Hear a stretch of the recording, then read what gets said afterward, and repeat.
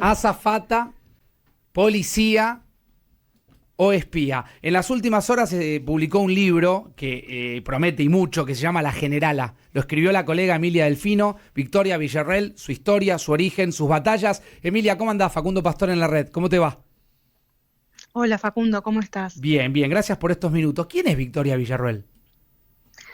Bueno, Victoria Villarroel es una mujer que, como vos bien decías, llegó a la política para quedarse. Es una mujer intransigente, muy conservadora en sus ideas, se considera una nacionalista, una persona muy católica, de la rama más a la derecha del catolicismo, lo que se llama el lefebrismo, que para que nos ubiquemos un poco en sus características, que no son muy conocidos, digamos, tienen un perfil bajísimo, Mm, pero se consideran a la derecha del Opus Dei. mm. Y es una persona que respeta y adora mucho todo lo que tiene que ver con el tradicionalismo, el conservadurismo, eh, el nacionalismo, Mm. y, y que realmente tiene una ambición de poder y que en lo que durante el libro los entrevistados van contando y van dejando entrever es que llegó justamente para no volver al llano, sino para seguir creciendo políticamente. Mm.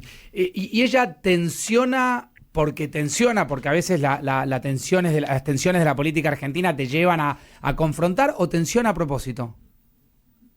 No, ella tenía una estrategia basada en lo que le estaban asesorando últimamente, Mm. que era esperar, no confrontar más con el Esperar. gobierno, medirse y esperar, ¿Y qué esperar espera? a que el gobierno a que el gobierno se desgastara, a que estuviera incluso abierta la posibilidad, le decían quienes ella escucha, que estaba la posibilidad de que Milei no llegara a terminar su mandato antes de 2027 y que ella podía, como está en la línea obviamente de sucesión, podía convertirse en presidente solo esperando que a Milei le vaya mal.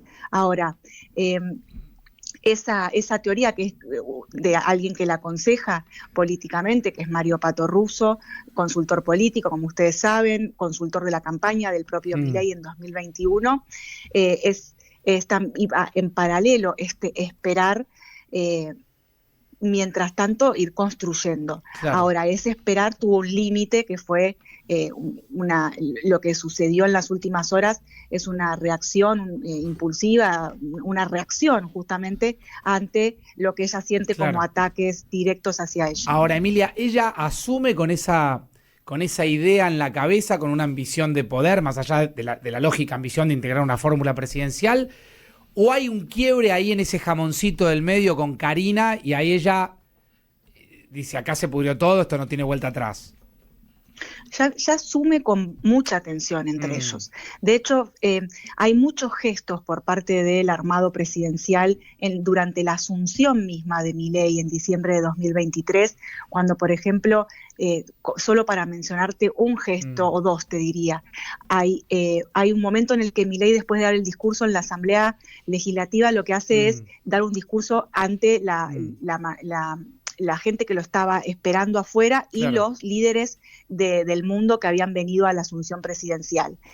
Hacen que Villarruel lo acompañe Mm. bajando las escalinatas del Congreso hasta el escenario, y apenas puede saludar al presidente de Ucrania y a algunos más, y la sacan de ahí para que el lugar ese lo ocupe Karina Milei arriba Mm. del escenario. Claro. Y después es la procesión en el auto hasta la Casa Rosada con Karina arriba del auto y no con su compañera de fórmula, ¿no? Claro. Dos gestos que ya hablaban de una tensión muy fuerte. Ahora, Emilia, impacta escucharte compartir la información de que su principal armador político le dice, esperá que Milei se cae. Eso me parece impactante. Eh, Esperemos que eso no suceda, porque por supuesto sería gravísimo para la Argentina. Pero si sucediera, ¿ella está preparada para ser presidenta?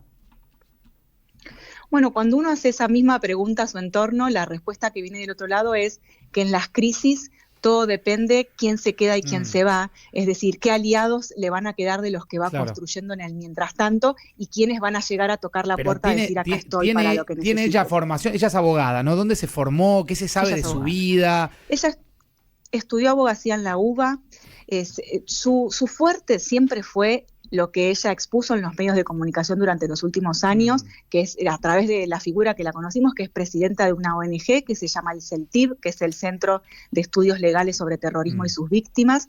Ella se especializó en la historia de civiles y algunos militares víctimas de las organizaciones armadas de los 70. Esa es su expertise.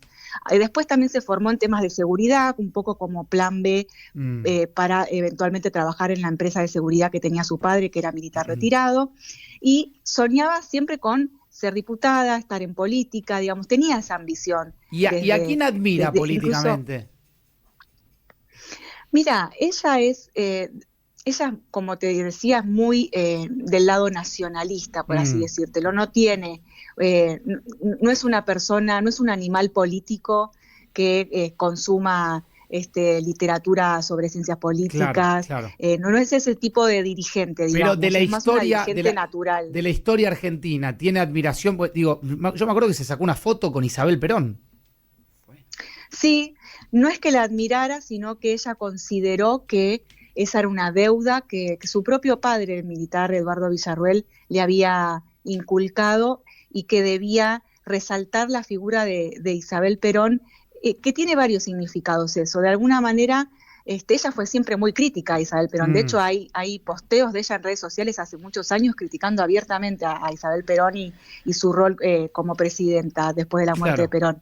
Pero, sin embargo, ella, en un gesto político hacia el peronismo, intenta abrir esa puerta homenajeando a una persona que ni siquiera para el peronismo más tradicional es una figura feliz. Perdona, Tino, ahí te doy. Emilia, esa foto se gestó en un absoluto secretismo porque nadie supo absolutamente nada hasta que la foto se posteó, ¿no? Exactamente, sí, ni siquiera sus colaboradores más cercanos sabían que ella se iba a reunir con Isabel Perón, lo mantuvo muy en secreto, ella es muy reservada, muy desconfiada.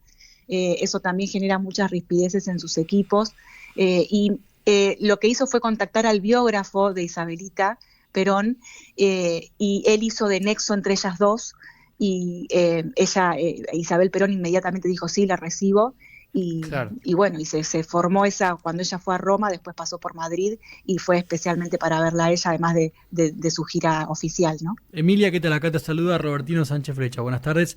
Quería preguntarte por la génesis de la relación entre Milei y Villarruel. Dentro de tus investigaciones, ¿cómo y dónde rastreás que ellos se conocen y se gesta esa primera fórmula del 2021 donde los dos ingresan a la Cámara de Diputados? Bueno, hay entrevistados en la Generala que van contando un poco esa historia, porque nace en medio de un contexto en donde primero Milei era el que estaba, digamos, más como la figura emergente dentro de un sector de la derecha, como el candidato que podía competirle a quienes ellos veían como principal adversario en ese momento, que era Horacio Rodríguez Larreta. Sí. En ese armado, Milei se reúne con distintos referentes de la derecha. Uno es Gómez Centurión, ¿se acuerdan? Militar, retirado, había sido jefe de la aduana de Macri, estaba ligado a Carrió. Y Gómez Centurión es quien le dice, no tenés que ir con una libertaria como segunda de tu lista de diputados, tenés que ir con alguien de la derecha nacionalista, conservadora y católica, tenés que ir con el otro sector que te falta, la otra pata que vos no sos. Y Milei le pregunta, ¿y a quién sugerís? Y Gómez Centurión le dice, Victoria Villarruel. Me encanta Victoria, contesta Milei enseguida. Enseguida agarró viaje, la pone en una lista, porque no era la única que estaba sonando ahí en el mileísmo. Emilia, la pone en una lista. Sí. Y esa lista se la dan a Mario Patorrusso, justamente, quien hoy la está aconsejando políticamente, y es él el que la elige para que sea la compañera en la lista con Milei. Emilia, sin ánimo de meterme en la intimidad de nadie, no sé cómo es su historia, si ella está casada, en pareja, si es madre, si sí, si no, qué se sabe de eso, cómo es su relación con sus vínculos, por decirlo de alguna manera. Es muy interesante la historia de ella porque ella se casó muy joven, con un hombre joven también, que era militante del Modín de Aldo Rico, un hombre de ideas extremas, que incluso reivindica abiertamente la tortura y el secuestro de personas durante la dictadura militar en sus redes sociales. Y ellos están casados un tiempo, unos años, después se divorcian, y anulan el matrimonio ante la Santa Sede. O sea que para la Iglesia Católica ellos lo que lograron era demostrar que ese matrimonio no debería haberse realizado nunca ante la que Iglesia. No es entonces, algo tan sencillo, eso. Emilia, ¿no? Anular No es sencillo. Exacto, no es algo sencillo de lograr, tenés que justificarlo, tenés que explicar, hay razones enumeradas dentro del derecho canónico, sí. Pero además es muy importante para Villarruel haberlo logrado porque le permite a ella seguir comulgando en la misa, cosa que si no para los más estrictos como ella en las reglas tradicionales de la Iglesia no podría ser. ¿Y hoy está en pareja? Bueno, exactamente no se sabe si ella está en pareja. Lo que sí es que sí ha tenido varias parejas a lo largo de estas décadas, digamos, no es que siempre estuvo sola. Ha tenido distintas parejas, es una mujer que no tiene hijos, no tuvo hijos, digamos, con su matrimonio, ni tampoco después, pero que sí... ¿Tiene amigos? ¿Tiene o es más bien solitaria? ¿Tiene grupo de amigos, personas de confianza? Tiene muy pocos amigos de extrema confianza que hayan durado a lo largo de los años, ¿no? Por ejemplo, sí tiene una muy, muy amiga de la secundaria que hoy la está acompañando en el Senado, que es Tacén de María Eugenia, y que es una de sus personas de confianza, ¿no? Que imagínate, desde el secundario, también hija de un militar, del mismo sector ideológico que ella. Y después tiene personas que van cambiando, ¿no? En el último año y medio cambió 3 veces de equipo. No le duran los equipos, digamos. Exacto, no es poco, ¿no? 3 veces no en un año y medio. No es poco, no, es un dato totalmente para analizar. Sí, y porque cada cambio de equipo le implica a eso un cambio de estrategia. Bien. Porque esos cambios de equipo tienen que ver con cambiar la estrategia. Hay algo que ella decide dar vuelta, dar un giro de 180 grados. Emilia, alinearse de vuelta, sí. ¿Cuál fue el rol de su padre durante la dictadura?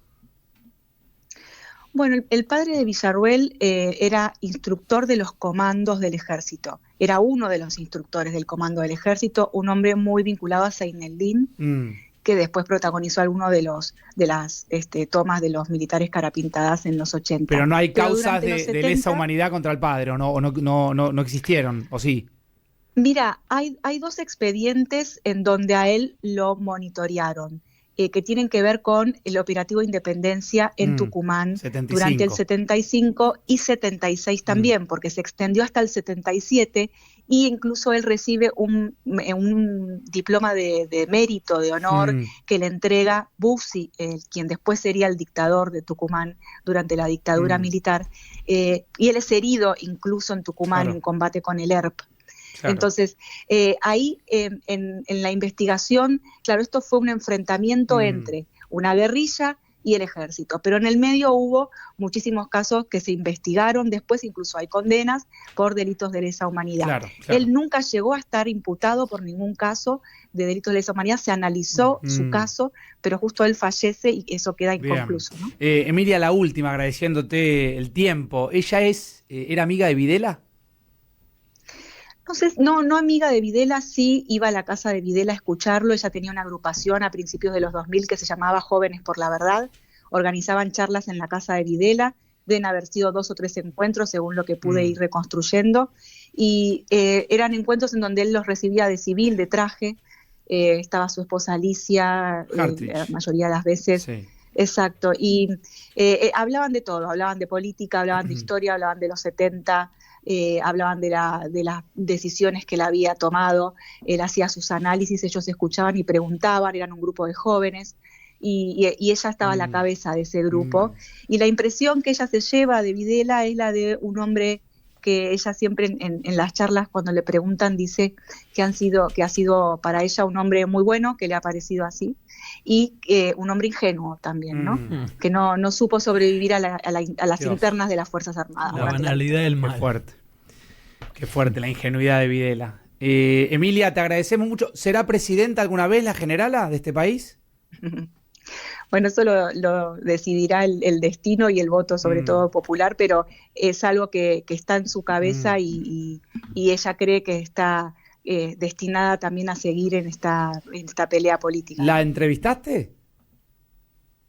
Ella decidió que no quería dar entrevistas. Bien. Yo la busqué durante meses, desde septiembre del año pasado, y ella decidió no dar entrevistas. Bien. Pero sí se abrió un una posibilidad de poder chequear información con Bien. su equipo, a través de su equipo, y de poder obtener versiones de los hechos por parte de ella. Bueno, Emilia, felicitaciones por el libro, gracias por tu tiempo y siempre te leemos y te seguimos. Gracias. Muchísimas gracias a ustedes. Un beso Gracias. grande. Emilia Delfino es periodista, es autora de La Generala, biografía no autorizada de Victoria Villarruel, la presidenta que desafía a los Milei. La Generala, la vicepresidenta que desafía a los Milei.